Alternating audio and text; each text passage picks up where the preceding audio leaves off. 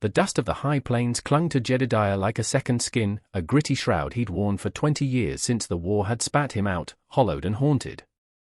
He was in the dying town of Redemption, a place that had forgotten the meaning of its name, to trade what little his barren ranch yielded. That's when he saw her. Elara, the quiet sempstress, barely more than a girl, always with her eyes downcast, a whisper in the raucous chorus of the town. Today, her whispers were screams, swallowed by the lewd laughter of Silas Blackwood's men as they dragged her, arms pinned, towards the swinging doors of the Last Chance saloon. Her worn calico dress was torn at the shoulder, her face a mask of stark terror. Jedediah's hand, calloused and scarred, twitched near the cold peacemaker that was as much a part of him as his regrets. He'd made a vow to stay out of other folks' troubles. Trouble had a way of sticking to him, of reminding him of all he'd lost. But the sight of her, so utterly broken, so desperate, cracked something brittle within his chest. Silas Blackwood himself stood on the saloon porch, a thick cigarillo clamped in his teeth, his smile like a wolf's over a fresh kill. He was the town's festering wound, a man who fed on fear and called it order. Just a little persuasion, Jedediah, Silas drawled, his voice slick with false bonhomie. The lady owes a debt. Elara's eyes met Jedediah's, a silent, drowning plea. It was the eyes that did it. He'd seen eyes like that in the war, right before the light went out. Before he could second-guess the fire in his gut, he was moving. 3 long strides and he was between Elara and the leering henchman. Let her go, Silas. The words were quiet, raspy from disuse, but they carried the weight of tombstones. One of Blackwood's men, a burly lout named Cletus, guffawed. Or what, old man? Jedediah didn't answer with words. His movement was a blur. A fist like a rock connected with Cletus's jaw, a sickening crack. The second man reached for his gun, but Jedediah's hand was already there, deflecting the draw, his other elbow smashing into the man's throat. The man crumpled, gagging. Silas's smile vanished, his eyes narrowing to cold slits. You're making a mistake, rancher. Jedediah ignored him, his gaze fixed on Elara. Get on my horse, he commanded, his voice surprisingly gentle. She hesitated for a bare second, then scrambled onto the patient mare tethered nearby. Jedediah swung up behind her, his arm a steel band around her waist. He could feel her trembling like a trapped bird. With a final, contemptuous look at Silas, he spurred the mare into a gallop, away from the stench of redemption, towards the harsh sanctuary of his isolated homestead. The dust rose behind them, a fleeting curtain against the coming storm. He knew, with a certainty that chilled his bones, that this was far from over. What they didn't know, what Silas couldn't possibly fathom, was the nature of the storm he had just provoked. Or the secrets the terrified woman in his arms held tight. The ride to his ranch was silent, save for Elara's ragged breathing and the rhythmic thud of hooves. Jedediah's cabin was a stark, lonely sentinel against the vast, unforgiving landscape. 2 rooms, built with his own hands, weathered by sun and sorrow. He helped her down, his touch awkward but careful. Inside, the air was cool and smelled of wood smoke and solitude. He gestured to a worn chair. Sit. I'll get you some water. Her eyes, wide and haunted, darted around the sparse room as if expecting threats to emerge from the very shadows. He handed her a tin cup of water, his fingers brushing hers. She flinched, then took it with a shaky hand. Thank you, she whispered, her voice barely audible. He watched her, his expression unreadable. The setting sun cast long, mournful shadows across the floor. Why you, Elara? He finally asked, the question hanging heavy in the dim light. Why does Silas Blackwood want to drag a sempstress into his den of thieves? She looked down at her hands, twisting the fabric of her ruined dress. He says I owe him. For protection. For living in his town. Her lip trembled. But it's not true. He likes to own things. People. Jedediah grunted. That much he knew about Silas. The man was a cancer. There's more to it, he stated, not unkindly. I saw your face. That was more than fear of a bully. That was something deeper. Elara took a shuddering breath. I came to redemption to be invisible, she said, her voice gaining a sliver of strength. I had a different life before. A hard life. I just wanted peace. Her gaze lifted to his, pleading for understanding. Silas, he suspects. He heard whispers, rumors from travelers. About who I used to be. A Jedediah leaned against the rough-hewn doorframe, his silhouette stark against the blood-red sunset. And who was that, Ilara? She shook her head, tears welling. It doesn't matter. It was a long time ago. 8 years. I'm not that person anymore. But her denial was fragile, like thin ice over dark water. He could see the terror coiling inside her, the fear that her past, no matter how deeply buried, was clawing its way back to the surface. He thought of his own past, the faces of comrades lost, the smell of gunpowder and blood that sometimes still woke him in a cold sweat. Everyone had ghosts. Hers, it seemed, were particularly relentless. He won't stop, Jedediah said, his voice flat. A man like Silas, when he scents weakness, or a prize he thinks he can take, he doesn't let go. A sudden flicker on the distant horizon caught his eye. Dust. Several plumes, moving fast. He's coming, Jedediah stated, his body tensing. He moved to the small, grimy window, peering out. 3, no, for riders. Ilara's face went white. Oh, God, this wasn't just a threat anymore. This was a siege in the making. What depths of depravity was Silas capable of, and what secrets did this woman hold that could drive him to such lengths? The narrator watches, as you do, wondering, how far would you go to protect a stranger who might bring destruction to your door? Ponder that, and let us know your thoughts below. Silas Blackwood and 3 of his toughest men reined in their horses a respectful distance from Jedediah's cabin, the setting sun glinting off their rifle barrels. Silas dismounted, his expensive boot stirring the dust. He affected an air of aggrieved patience. Jedediah, he called out, his voice carrying easily in the still air. I'm a reasonable man. Just send the girl out. No one else needs to get hurt. Jedediah stepped onto the porch, his rifle held loosely at his side, but his stance was anything but loose.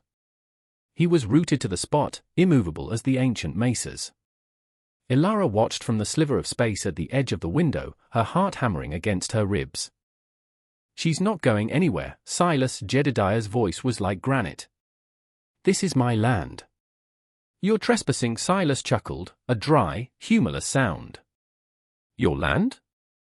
This whole territory is mine, in one way or another. And that includes what's on it. Or who. He gestured to Ilara, a faint shape in the window. She's a disruption, Jedediah. Bad for business. Bad for order. One of Silas's men, a wiry gunman with cruel eyes, spat on the ground. Just give her up, old-timer. Don't be a fool. Jedediah's eyes didn't leave Silas. The only fool I see is a man who mistakes quiet for weakness. Silas's smile tightened. Last chance, Jedediah. He gave a subtle nod. The wiry gunman's hand flashed towards his holster. But Jedediah was faster. Not with flashy speed, but with the deadly economy of motion born of long, bitter experience. His rifle was up, sighted, and fired in a single, fluid movement. The bullet didn't hit the gunman, but kicked up dirt a hair's breadth from his boot. The man froze, his face paling. Silas's eyes widened slightly, a flicker of surprise, then respect, then renewed anger. So, the old dog still has teeth, he sneered. Impressive. But there are 4 of us. And more where we came from. Jedediah stood his ground. Then you'll die tired. The standoff stretched, taut as a hangman's rope. Silas, ever the pragmatist, knew a frontal assault now, in the fading light, against a prepared defender, was costly. He gritted his teeth. This isn't over, Jedediah. You don't know who you're protecting. You don't know what she is. He swung back onto his horse. We'll be back. And we'll burn you out if we have to. With a final, venomous glare, Silas and his men wheeled their horses and rode back towards redemption, leaving a pall of menace hanging in the twilight. Jedediah watched them go, his rifle still ready. Only when they were distant shapes did he lower it, his shoulders slumping almost imperceptibly. He turned back into the cabin. Ilara was leaning against the wall, her face ashen. "He's right," she whispered, her voice choked with despair. "You don't know." Jedediah faced her, his expression grim. "Then tell me, Ilara. Tell me who you are. Tell me what gives Silas Blackwood the nerve to threaten to burn a man's home to the ground for one seamstress." She looked at him, her eyes filled with a terrifying mix of shame and defiance. The dam of her 8 years of silence finally broke. "They used to call me La Sombra," she said, the name a raw wound on her tongue. "The shadow. Because when I came for you, that's all you'd see before the end." Jedediah's blood ran cold. He'd heard the name. Legends whispered in hushed tones around campfires, tales of a phantom gunslinger, swift and deadly as a desert viper. He stared at the woman before him, this trembling girl who mended dresses, and saw the ghost of a killer in her eyes. This wasn't just trouble. This was something far darker, far more dangerous than he could have ever imagined. The air in the small cabin grew thick with unspoken horrors.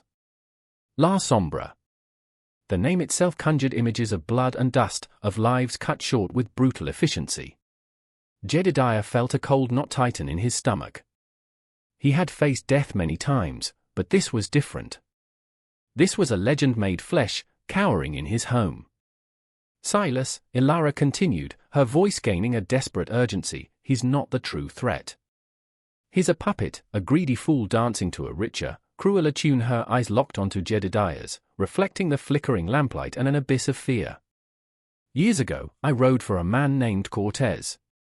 Armando Cortez." Jedediah knew that name too.